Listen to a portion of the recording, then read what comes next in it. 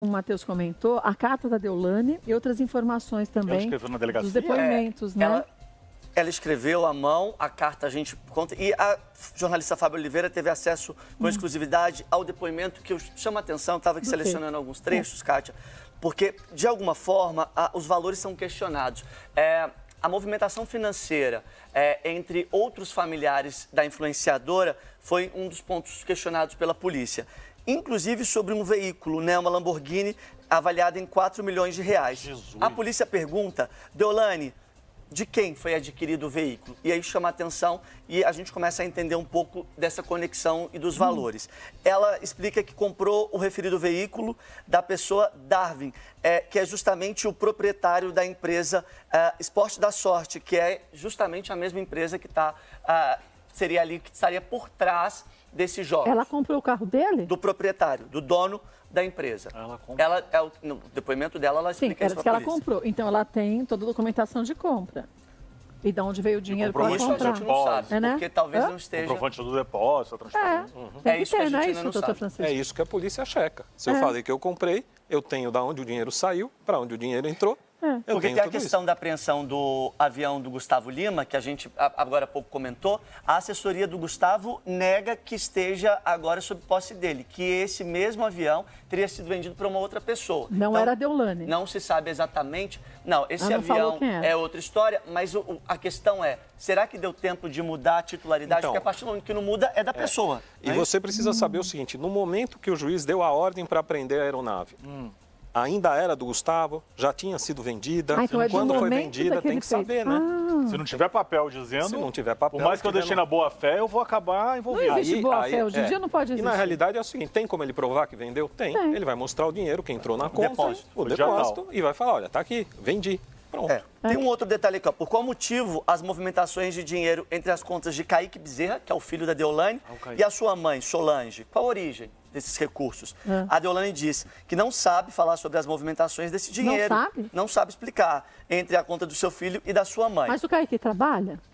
Trabalha, como ele também se tornou influencer, ele também ajuda na empresa de comunicação, porque um dos pontos levantados durante o depoimento e a investigação foi a criação de uma empresa de comunicação que faria publicidade. Sim, mas não é um valor muito grande, pelo que eu vi que estava na conta da dona Solange? Sim. Não é um valor assim de, sei lá, 5 mil, 10 mil, 20 mil? Não, são 11 transações de R$ 73.700. E aí, justamente, eles perguntam por qual motivo a empresa Pre-Bookers Cobrança remeteu para Solange essa quantia de R$ 73.700 em 11 transações. A Deolane responde, ela fala não sabe informar e que a Solange sim poderia explicar. Porém, a sua mãe realiza trabalhos de publicidade. Então, ela justifica dizendo que poderia ser o pagamento pelo serviço de publicidade da empresa da mãe. Mas isso também é fácil de ser comprovado. Porque a empresa também fez a transferência para a conta da dona Solange e vai dar para saber quem foi o destinatário, quem foi o depositário. Ela tem um outro filho, no caso de Giliardi, que a gente comumente fala que é um filho adotivo. Sim. Mas aqui ele é apresentado da forma... qual a relação da interrogada com Giliardi Vidal dos Santos, que recentemente teve aquela história do carro? Foi. Por qual motivo remeteu para ele um total de R$ 250 mil? Por qual motivo Kaique Bezerra Teixeira remeteu R$ 68 mil? Qual a origem desse dinheiro e o que justificou essas transferências de recursos? Perguntou a polícia. A Deolane responde, o Giliardi é meu filho por afinidade, filho sócio-afetivo. Ela explica que a transferência de R$ 250 mil deve ter sido por um presente ou um pagamento de contas do filho.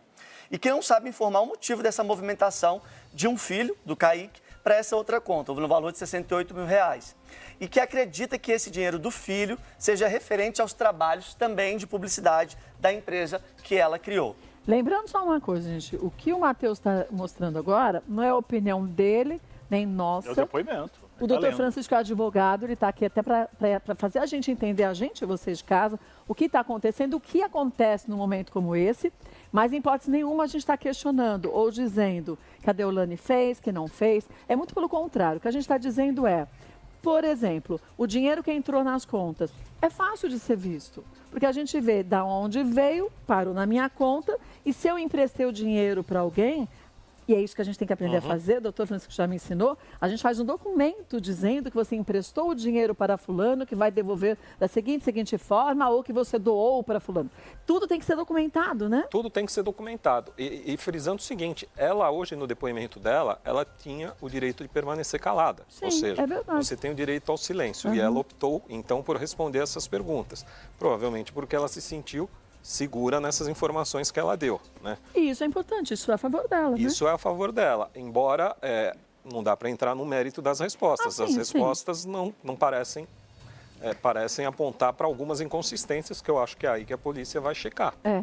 Bom, tudo isso aqui você viu da Fábia. Fábia Oliveira que Fábia investigou, né? teve acesso a esse documento pra de ela. depoimento. Tá. Tem mais alguma coisa? Tem uma questão que envolve, no total, 8 milhões de reais aqui. 8 milhões? Agora a cifra aumenta.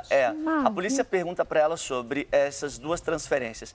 Pergunta para a Deolane, a que se refere o valor de mais de 5 milhões transferidos para a empresa Bezerra Publicidade e Comunicação Limitada e 3 milhões e 230 mil reais para a empresa Deolane Bezerra, da empresa de Deolane para Paybrokers, que é uma outra empresa. Ou seja, a gente está falando de mais de 8 milhões. Qual a origem desse dinheiro? Ela falou. Apostas esportivas ou jogo do bicho? A Você tem polícia, história de jogo do bicho junto? a polícia traz a suspeita sobre jogo do bicho, que também é ilegal no Brasil. Ilegal mas que tem uma banquinha a cada esquina, todo mundo sabe. Não, sim. Concordo? Sim, mas é crime, né? É crime, mas assim, Não, ao mas mesmo todo mundo sabe onde tempo... tem. É que no caso, ela não seria a vendedora da esquina, Sim. ela seria a banqueira. Então, mas...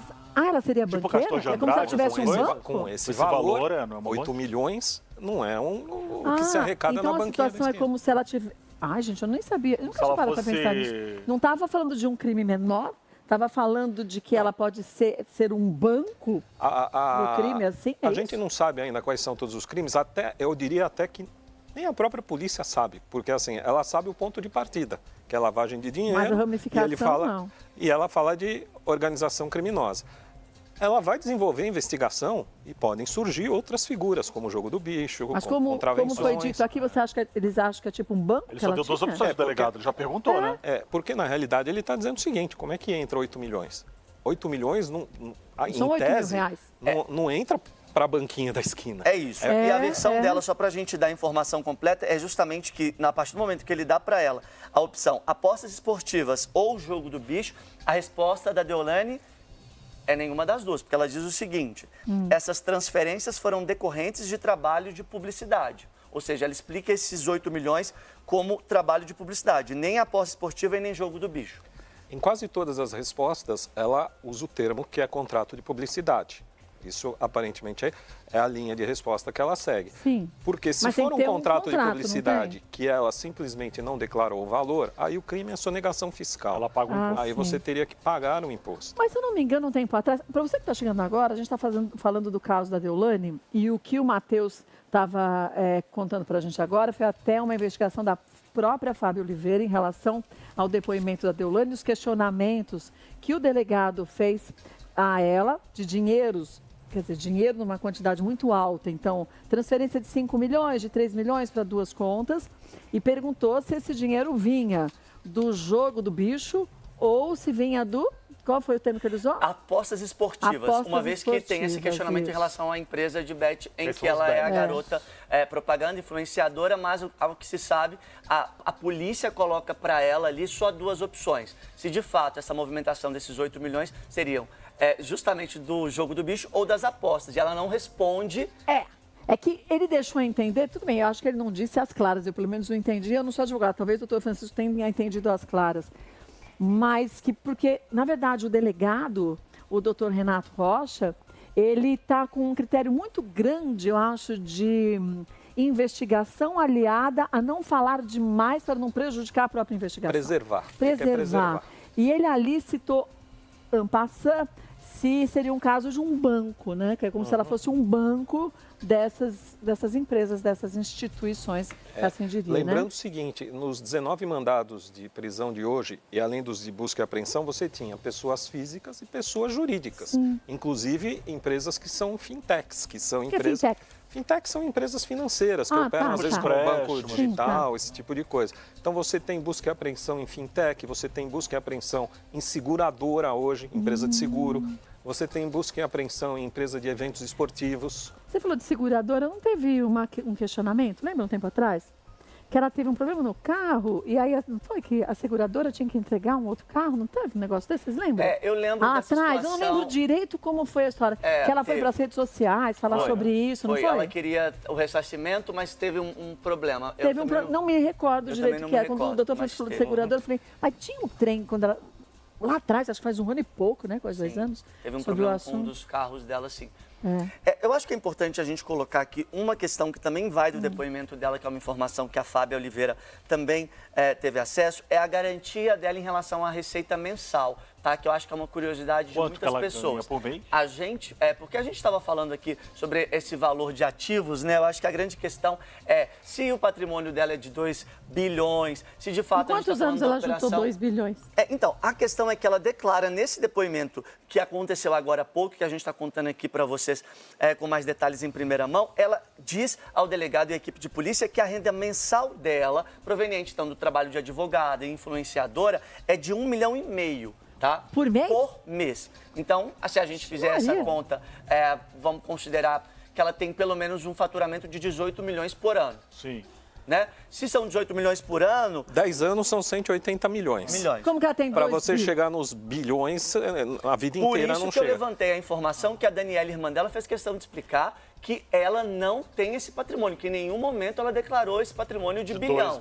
Ela disse que o patrimônio dela, ela declara e paga imposto. Eu acho importante falar isso. Não foram 22 carros apreendidos só nessa primeira operação da investigação? Mas não são todos dela, não né? são todos, e a Daniela, inclusive, estava explicando isso, porque falaram da apreensão de avião, de helicóptero, de vários carros. De barco, né? De barco. Então, quer dizer que tem mais gente envolvida que tem também outros patrimônios. Isso é no total. Não quer dizer que tudo seja da Deolane. É o que eu estava dizendo. Se a operação de hoje atinge 19 pessoas físicas e jurídicas, e ela é uma fase da operação, você vai ter muito mais, 20, fatia, 50, 100 pessoas envolvidas, basta, e eu acho que é isso que a polícia vai trabalhar, que 1 ou 2 pessoas façam uma colaboração premiada, e às vezes a pessoa faz a colaboração em busca de uma pena menor ou até de uma isenção de pena. Ela conta para o delegado... O caminho, como é que a coisa fica dando errado. E quem eram as pessoas. Isso. Hoje você tem na lei brasileira uma delação a figura de você fazer. Você tem tem 2 figuras já no Brasil. Uma que é do delator, e aí você reduz a pena, e uma que a gente chama de whistleblower, que é a pessoa, grosseiramente falando, dedo duro, que a pessoa pode conseguir até uma isenção da pena, a depender do que ela entrega. Mas aí eu vou falar como pessoa leiga que sou. Tá, se a gente está falando de crime organizado, não estou dizendo por causa da Deolane, gente, estou dizendo investigação. Você tem até a Interpol, que é lavagem de dinheiro internacional, estou falando de crime organizado. Não estou falando da Deolane, caso Deolane, de ninguém investigado. É sobre a operação. Você está falando de crime organizado. Nos dias de hoje, a gente sabe mais do que nunca como funciona isso, né? Quer dizer, é muito maior do que a gente imagina. Por mais que a gente imagine que seja grande, é muito mais. Muito mais complexo e muito mais sério. Se eu tiver errado, você também me ajuda. Claro, vamos lá. Quando a gente fala em delação, em delator, em dedo duro, a gente não fala da pessoa também colocar ela e outros ali em risco, a vida dela e de outros, porque a gente está falando de uma situação que a gente vê em filme, mas que a gente sabe, por exemplo, na Itália, a máfia é isso. Sim. Aqui também não acontece? O Tribunal do Crime? Crime organizado. E na realidade, o que dizem é que o crime organizado aqui já tem, inclusive, ligação com a máfia italiana. 24 países? Mas você tem, por exemplo, pelo fato de ter a Interpol, você pode fazer uma colaboração e buscar que nos Estados Unidos isso funciona. O programa de proteção a testemunhas, onde eles escondem testemunhas, a pessoa começa uma nova vida. No Brasil isso não existe. Gente, entenda bem, eu não tô dizendo que não tem que se fazer a delação premiada. Eu estou só, se fosse questionando, né? Questionando, porque eu não entendo. Se fala um negócio desse, eu falo, meu Deus, a pessoa tem que ter muita certeza de tudo, concorda? E tem uma proteção, saber que não vai acontecer nada com ela. Estudos mostram que o efeito psicológico da prisão sobre as pessoas é altíssimo. Isso é uma então verdade. você vê que, a gente mencionou a Lava Jato, você tinha pessoas altamente preparadas psicologicamente, que eram CEOs de empresas. Mas chegou ali, né? E que não resistiram. A pessoa, um resiste 1 mês, outro resiste 2 meses, mas chegou uma hora, o cara falou, qualquer coisa é melhor que isso aqui, ainda que eu possa, né? Então eles falam. Então também existe esse tipo de coisa. As pessoas ficam presas meses e meses, caem numa depressão profunda e aí você não sabe. É que o que me me faz questionar é que nem sempre os peixes grandes são os que pagam, e sim os peixes pequenos, isso no mundo inteiro, né? Quando se fala em crime organizado. E aí é algo tão longe da realidade da gente. Ontem a gente falava disso, não sobre esse caso, mas o quanto que a gente vive num nicho que a gente conhece, que é o nosso. Mas é um milésimo do nicho que existe por aí. E quando a gente se depara com outros nichos que a gente desconhece, a gente se sente tão miúdo, tão nada, que você fala, gente, eu não sabia que isso existia. Então, para a gente leigo, é algo que, por mais terrível que a gente ache, é muito mais leve do que na realidade deve ser, né?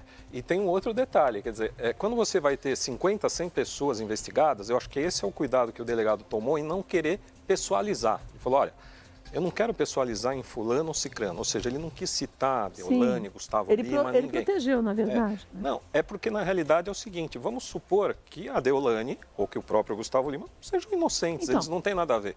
Se ele pessoalizar, jogar toda a operação em cima deles e provar que eles são inocentes, ele fica desacreditado, entendeu? É verdade. Então, ele tem lá 100 pessoas, pode ser que a Deolane, que outros 10 sejam inocentes e pode ter outros que não sejam. Mas eu acho que o doutor Renato Rocha, ele está muito correto na postura dele, firme, né? Você vê que é um delegado muito preparado, né, doutor? Sim. Usa os termos corretos. E ele não está interessado, porque eu acho que para a polícia, doutor, não interessa se é Deolane, se é fulano, se é famoso. Ela quer fazer o trabalho dela, ela quer investigar e pegar as provas, não é isso? E que é o mesmo, quando eu digo proteger, ele não quer deixar nenhuma brecha das pessoas fazer errado, entenderem que ele está acusando, quando na verdade ele só está investigando, que são coisas distintas, e né? com base numa ordem judicial, Sim, ou seja, sim. ele está Não cumprindo a achismo. ordem judicial. Então não é um achismo. Tem mais informação aí, Matheus? A gente tem, Kátia, uma informação que é em relação à decisão da Deolane escrever uma carta de próprio punho.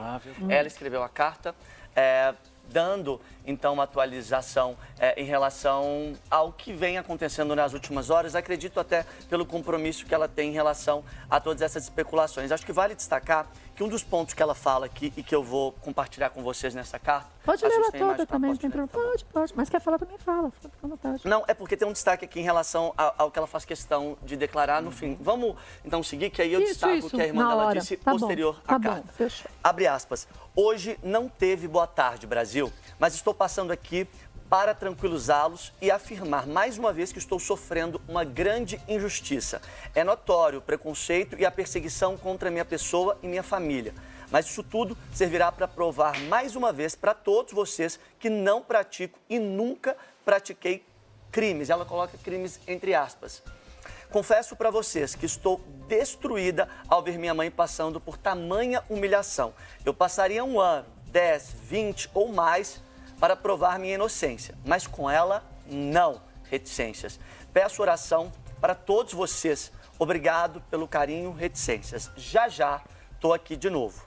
Esquece que é o bordão dela, que a mãe tá enjaulada, 3 pontinhos, só para descontrair, diz ela. E lembrando, todos os impostos estão pagos. E ela escreve pagos em caixa alta e foi o que eu disse. Agora há pouco nas redes sociais, a irmã dela voltou para atualizar e dar garantia de que sim, esse patrimônio da Deolane está sim declarado de acordo com a família, com os impostos pagos e que elas têm certeza que elas vão conseguir provar a inocência da influenciadora. Mas isso é muito bom. Claro. Eu acho que o principal é isso. E quando a Deolane fala, eu tenho certeza, eu posso levar um tempo, mas vou provar, é simples isso para a justiça, Eu acho né? que, na realidade, a carta dela foi uma carta bastante boa. Porque ela diz o seguinte, ela usa o termo provarei. Eu vou provar e que todos os impostos estão recolhidos. Então. E isso realmente é matéria de prova. Você vai juntar todas as guias, demonstrar todas as operações e se ela tiver razão, realmente ela não teria que estar faz um envolvida. levantamento de tudo, não é? A perícia que vai ser feita pela polícia, etc. e tal, se mostra todos os pagamentos e aí ela comprova que a parte dela, por isso que o delegado não quis pessoalizar, porque pode ser que ela prove e ela realmente não esteja envolvida, mas pode ser que outros estejam. Sim, Então e ela ele não quer limitar essa operação a ela, mas assim a 100, 200 pessoas que vão entrar. Né? Porque ninguém sabe. Ainda estamos em 20 e poucas pessoas, mas ninguém sabe o objetivo. E certamente eu vou ter uma parte das pessoas que vai conseguir provar que estava agindo legalmente e outra que não vai.